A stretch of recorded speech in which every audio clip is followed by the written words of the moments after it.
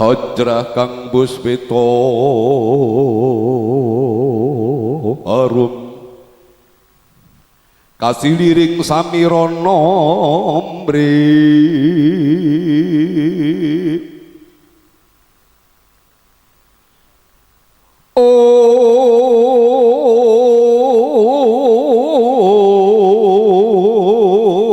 sekar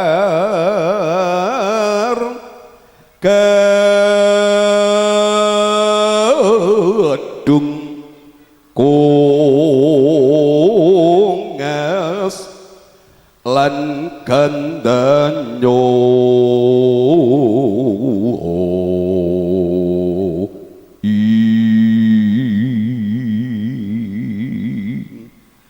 maweh raras renaning driya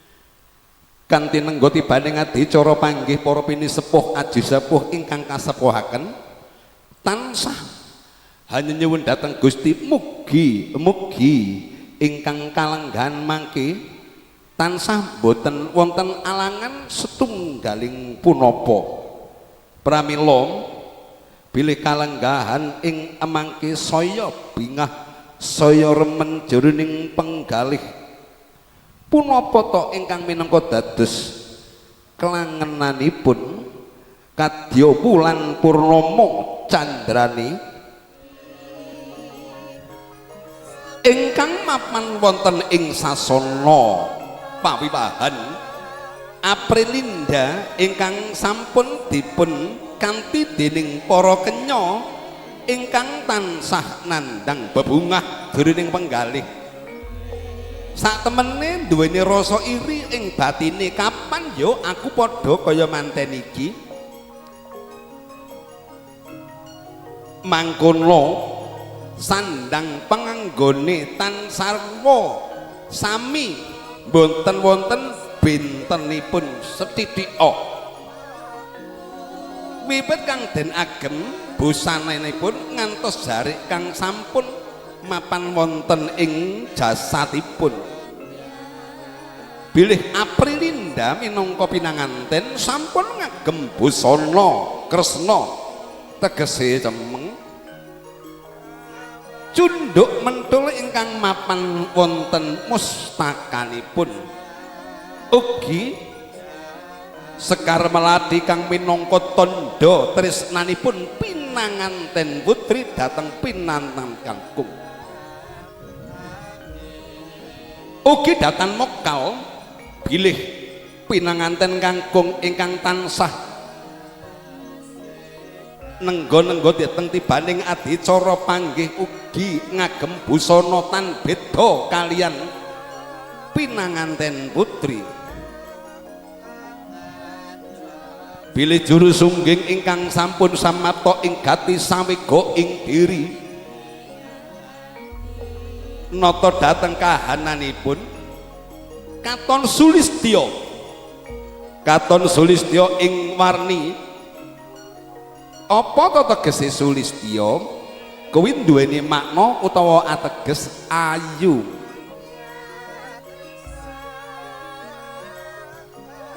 pramila sedayanipun para pinisepuh adi sepuh ingkang satuhu dhahaken hormatan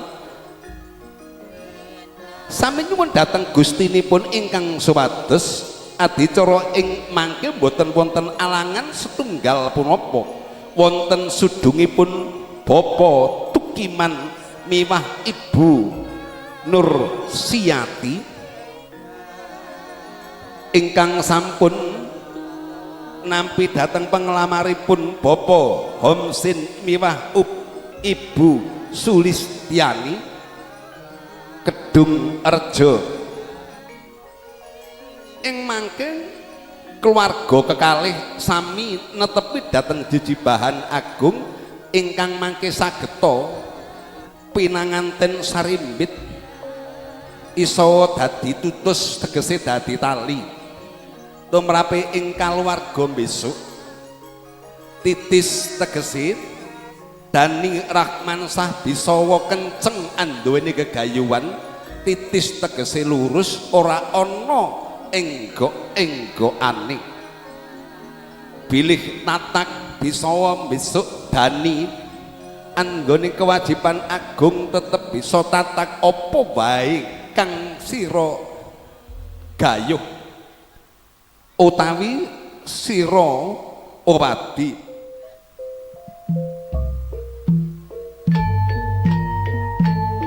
para rawuh kakung mewah putri ingkang satu hudahat kinurmatan bilih ing mangke Aprilinda ingkang tansah nengga dhateng praptaning Raka Bagus Dani Rahmansah ingkang bapa tukiman miwah Ibu Nursyati hanganti dhateng putrinipun Aprilinda den apit dening wujudipun putri Domas kacahe 988 bilih ing kalenggahan mangke nganti dhateng garwanipun Doni Rahmansah punapa kang den agem dening pinanganten Sarimbit inggih menika Kresna pramila bilih ing mangke lumampahing pinanganten kakung kadya kodhok ngorek candrane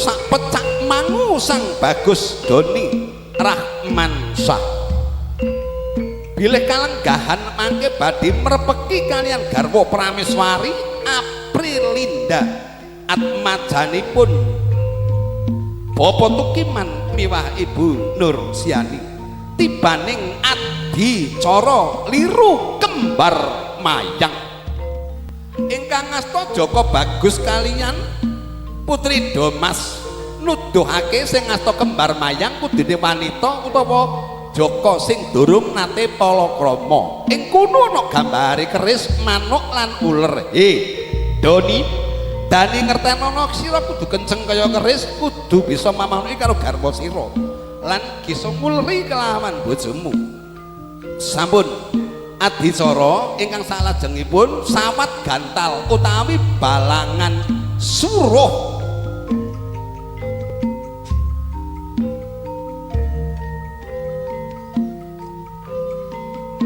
ya ing mangke kendel sawetawis pinanganten Sarimbit badhe hanyawat wujuding suruh monggo waduh wong ayu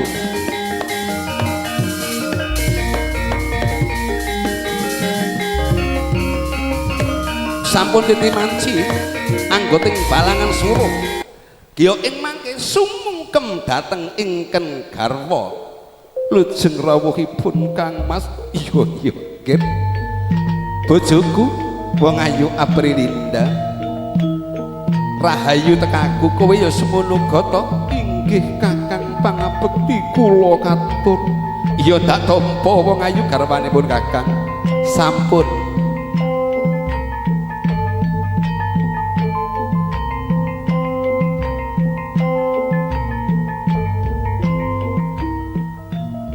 sampun ing mangke nindakaken sungkeman dhateng ingkang garwa tibaning adicara midak tigan giya ing mangke tigan kapidak dening Dani Rahmansah ingkang garwa Aprilinda giya amiji dhateng ampeyanipun waduh yayi garwaku nganti tekan semono tresnamu kelawan pun Kakang yayi sira miji kelawan sukune ingsun inggih Kang Mas minangka tandha bekti kula kalian paduka Kakang iya ora dadi baya pangapa wong ayu ayuh manuta iki dina tak junjung ya sampun tibaning adicara junjung derajat kiya badhe hanglingkar jagat kaping 7 inggih Kakang panjenengan tindak dateng pundi Kedarsi wangsul ugi sami Kakang. Iya sampun Kiya junjung derajat ayuh wong ayu manuta iki dina bakal tak junjung sira. Inggih monggo. Kiya hanglingkari jagat kaping 7. Kowe ngerti kae Aprilinda kados pundi Kakang? Kae ombaking segara. Kowe karo aku kaya ibarate numpak prau. Inggih. Kae ana ombak gedhe, kowe kudu tetep tegen ya. Inggih Kakang. Tan beda kae ana gunung kang dhuwur gegahayu aku kaya ngono kae. Kae saka kono durung kepara padha karo disinawang saka kene. Kae ana jurang. Uga ana gunung utawa papan panggonan kang dhuwur. Urip iki sak temene mung pralampita ya Yayi. Inggih Kakang. Sampun.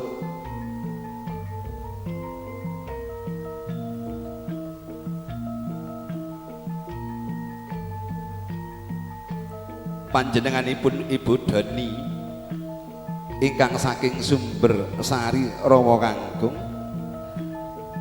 nyamataken awujudan kang sampun sinawis. Inggih.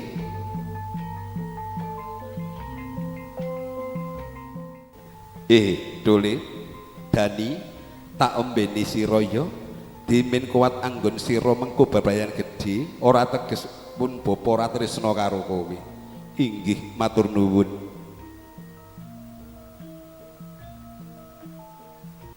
Anakku sing ayu dhewe mulongger maragake ombenen iki ya. Inggih Kanjeng Ibu. Dani maragake pun menawa ibu nembe iki bisa maring unjukan karo sira ya. Inggih Kanjeng Ibu. Kir ana papan panggonan kelawan jeneng sira bakal ingsun parengake papan panggonan kang utama ya Gulup.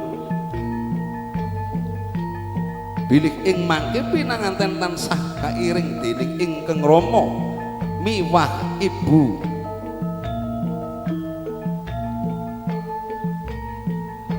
Dimen mulya sira mengko ya Gulup.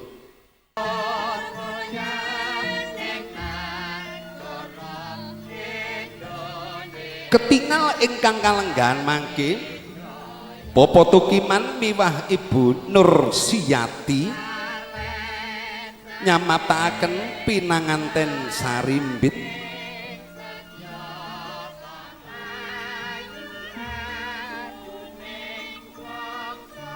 lajeng paring pangandika ingkang garwa Ibu Nursiyati, Pakne abot endi mantumu karo anakku? Aku ora iso mbedakne endi anak mantu lan anakku dhewe. Ing adicara bobot timbang iki aku ora bakal mbedakake kelawan anak lan anak mantuku kabeh wis tak anggap anakku dhewe. Oh ngono. Iya Bune, matur nuwun yen panjenenganmu ngendikan kang kaya mangkono. Nduk dirungokne karo Tole Dani ya. Bapakmu karo aku ora bedak-bedakke kowe mantu utawa anakku dhewe, wis tak anggap anakku dhewe kabeh. Inggih Ibu. Ning adicara Wini Sudan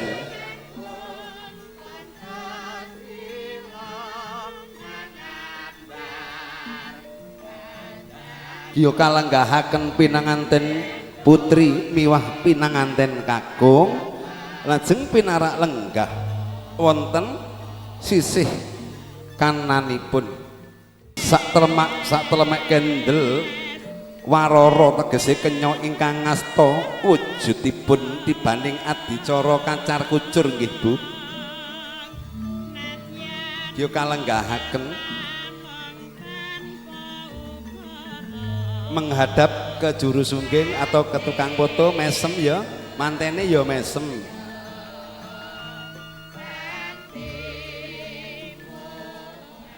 pun kakang katembin bae makarya iki antuk nugraha gedhe tan beda karo dina-dina liya awujuding dele kawak gabah kawak jagung kawak uga dinar kang maneka warna iki paringke kelawan kanjenenganipun bapa kelawan ibu Tukiman ya inggih eling-eling kowe kelawan pun kakang iki mulya lantarane panjenenganipun bapa Tukiman miwah ibu Nursiati.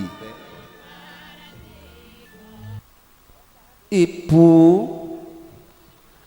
piye nduk Aprilinda iki mau Kakang Mas Dani anggone makarya antuk nugraha gedhe utawa rejeki kang akeh katurane kelawan ibu lan bapa ya. Oh iya nduk matur nuwun sak temene sira bekti karo wong tuwa ngono aku wis seneng ning jeneng sira maring iki ya wis tak tampa ya muga-muga saya gedhe kang dadi panjang kamamu ya terus rezekimu uga akeh matur nuwun ibu wis kono-kono ngger lenggah ana palenggan kang wis sumawis duh wong ayu wah bebujaning ati wah maem bebarengan kudu dieling-eling ya Aprilinda karo Dani besok menawa apa-apa kaya ngene dilakoni ya yang maem kudu njaluk didulang Aprilinda kuwi ning janggute bojomu kuwi lho ana upane dipundhut to aduh gantenge bojoku matur nuwun monggo unjukanipun dipun paringken inggih paring unjukan rada mesem to lah ngono karo maringi sing raket ngono lho cek lah nggih sip lah ngono matur nuwun piyuh jan ngelak temen manten iki matur nuwun ya Mas Dani sampean nyekel bojone niku ganjarane luwih teko 1000 derajat lho tenan iki mergane wis sah iya matur nuwun pinanganten sarimbit jumeneng giya badhe nglepasake wujuding pusaka kuwi tegese keris Kakang Mas piye Yayi panjenenganmu karo aku bakal ngadep karo wong tuwa loro aku njaluk tulung pusaka iki dilepas luwih dhisik ya iya ora dadi boyo pangapa to Kakang yen karo wong tuwa iki nuduhake bektine ora kena nganggo apa-apa utamane pusaka senajan to kowe karo aku luwih unggul papan panggonane sugeng rawuhipun bapa inggih monggo pinarak ingkang prayogi minggah wonten ing sasana mulya Kanjeng Rama kula nyuwun tambahing pangestu Kanjeng Rama iya Duk Aprilinda kaya-kaya pun bapa ora iso neteske waspa sing wis sithik merga banjir kaya udan wanci rendeng ya inggih Rama mboten dados punapa Rama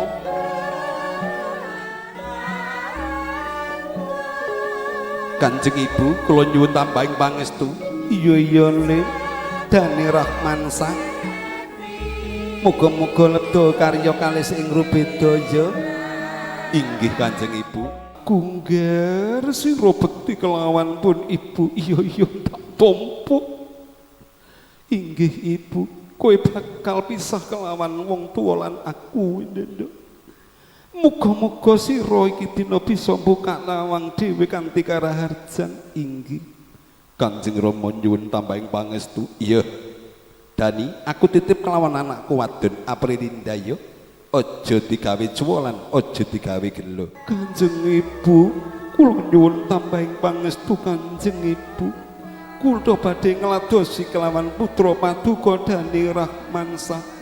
Iya iya Nduk, sing ati-ati lan ngastiti ya. Merga garwamu kuwi anakku siji-sijine sing tak tresnani. Inggih Kanjeng Rama, kula nyuwun tambahing pangestu Kanjeng Rama. Iya, Nggih. Dani, iki dina sira bakal mengku wanita kang utama, aja dadak sira gawe kuciwa. Inggih Rama. Anakku Dani, rada abot rasane pun ibu bakal ninggal kelawan kowe kula, nanging kabeh iki mau wis ditimanci. Sira pancen kudune ngolok bebayan gedhe ya kaki. Inggih ibu, aja digawe gelo ya Ger, aja digawe kuciwa ya Dani. Kae Aprilinda katone tresno banget karo kowe. Inggih ibu, kula nyuwun pangestu Kanjeng Rama, kula pun Aprilinda badhe ngladosi putra paduka Dani Rahmansa. Iya, ingkang kalenggahan mangke adicara ingkang saklajengipun ingkang garwa masangaken wujuding pun pusaka wonten panidanganipun Raka Bagus Dani Hermansa kadya guntur ing wanci rendeng. Wah, gagahe kemantene ya.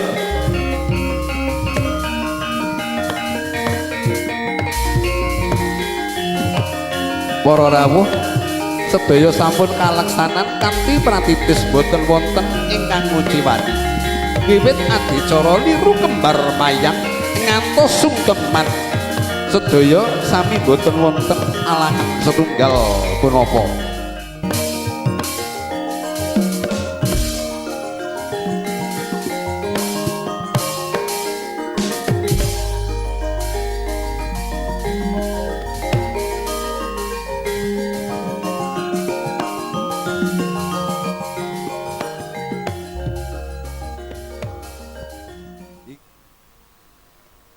Yen kowe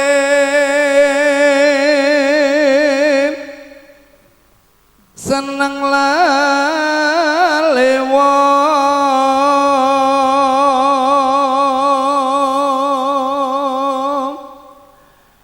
adaan sok seneng lami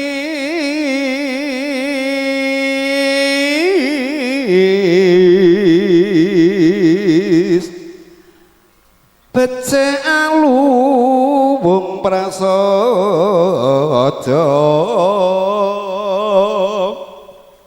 mung welingku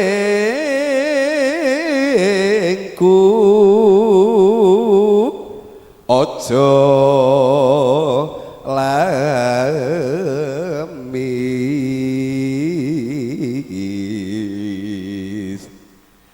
Yen kowe seneng lamis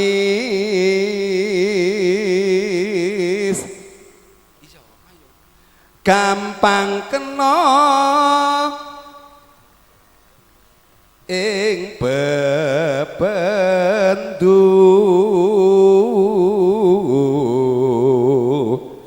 tumraping sesrawungan.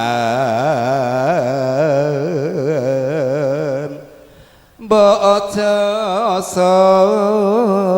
demen lamis,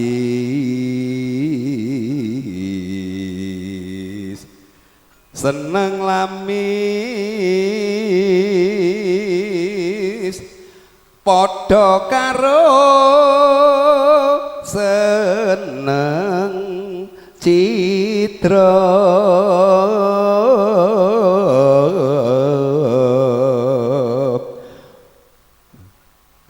Foto bareng pinanganten iki ojo lamis, muga-muga pinanganten tansah atut runtut ngantos minilan mintuna.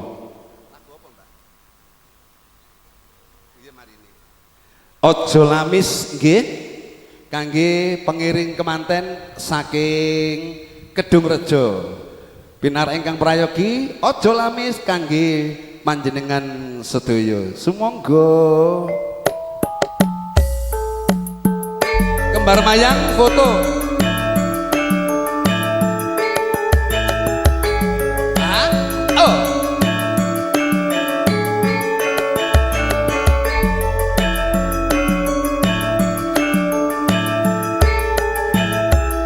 Kembar mayang foto.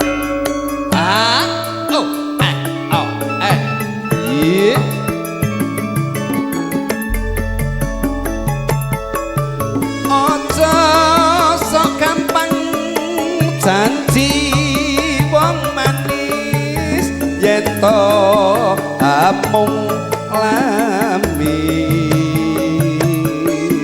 becik album prasaja nimas ora agawe juwon tansah ngugemi tresnamu wingi jebul amung lamis kaya ngenteni kuling jamur ing mangsa ketiga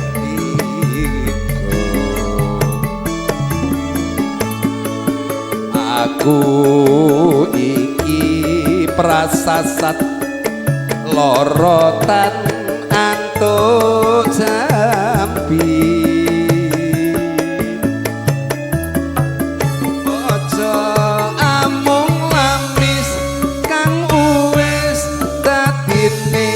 banjur dicis akeh tuladha kang demen citra uripe rekoso milih sawiji endi kang suci tanggung bisa mukti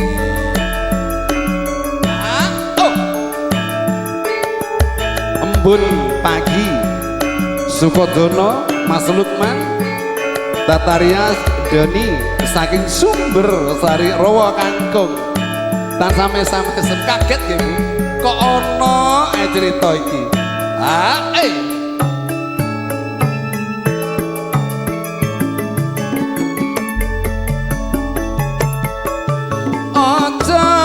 sok gampang janji wong manis yen to amung lambis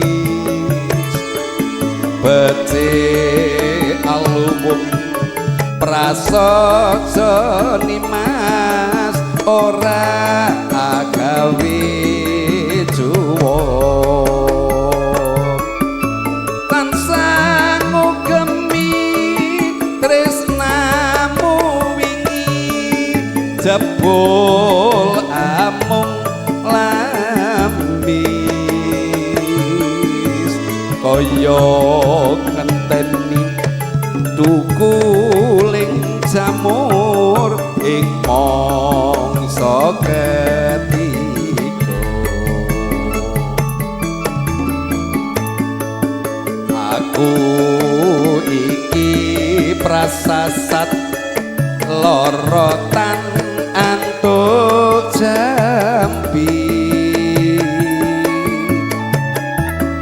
ojo amung lamis kang wis dadine banjur dicis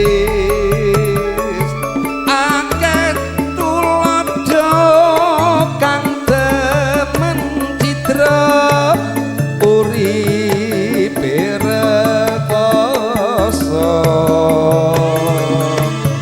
milih sawiji ngendi kang suci tanggung bisa mukti yo monggo dipun tuwa-tuwaken ibu kalawan bapak saking Kedung Rejo. Bapak Tukiman matur nuwun nggih kalawan ibu Tukiman.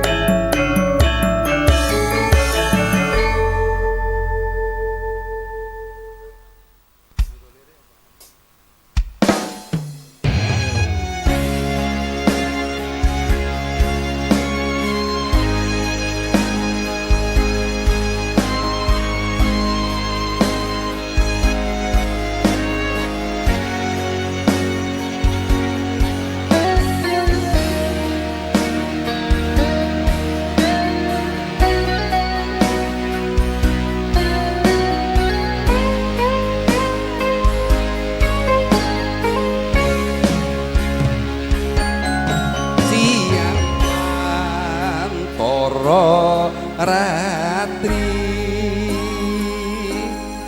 mong eling manti se ati setiaku bisa anduweni marang sang Hyang Laksmi.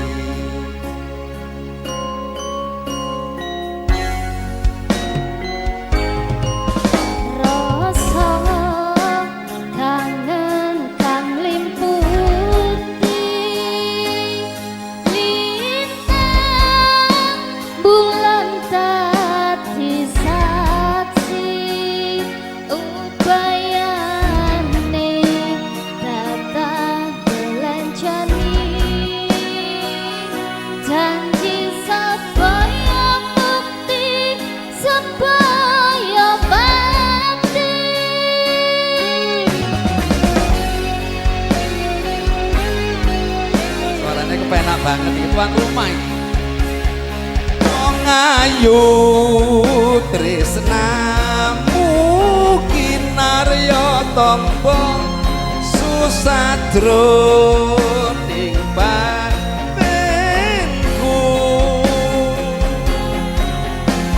bagus antara rasa atimu tresnaku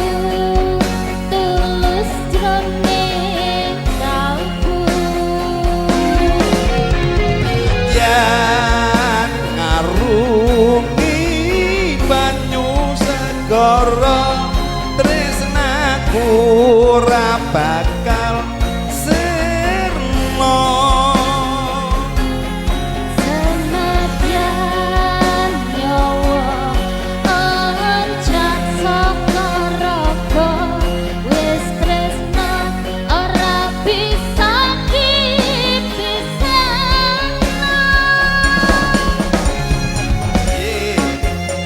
kaya manten wae iki tantene manten tibane.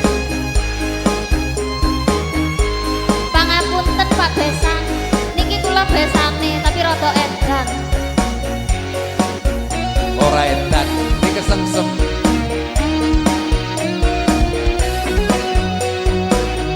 gak usah nanggap balik tuh ya.